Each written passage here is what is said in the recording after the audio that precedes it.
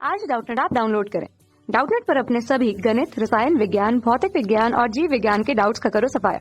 बस प्रश्न की फोटो खींचो, एक ही प्रश्न को क्रॉप करो और तुरंत वीडियो सोल्यूशन पाओ। अभी डाउनलोड करें। नमस्कार, इस प्रश्न में हमें दिया गया है औपनिवेशिक भारत के पर्वतीय स्थानों के बारे में निम्नलिखित कथनों में से कौन सा या कौन से कथन सही है। 4 कथन हमें दिए गए हैं और 4 हमारे पास विकल्प दिए गए हैं। अब हम अपने कथनों को पढ़ते हैं, देखते हैं कौन कौन से इनमें सही होंगे। तो पहला कथन कहा गया, पर्वतीय स्थानों की वास्तुकला के बारे में है, ने यूरोपीय शैली को पुनर्निर्मित करने का प्रयास किया। तो यह कथन बिल्कुल और बिल्कुल सही है।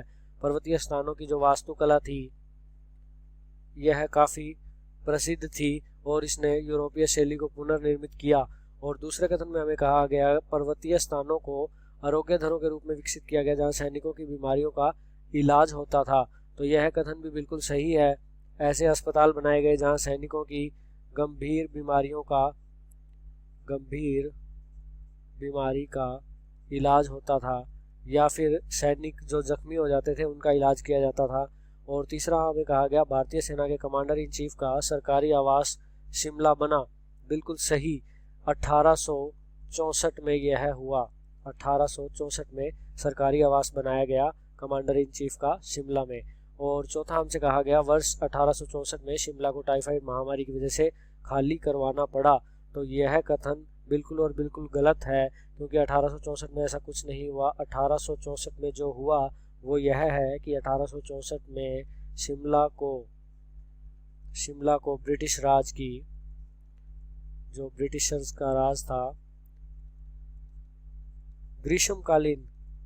ग्रीष्मकालीन यानी गर्मियों के लिए राजधानी घोषित किया गया, राजधानी बनाया गया।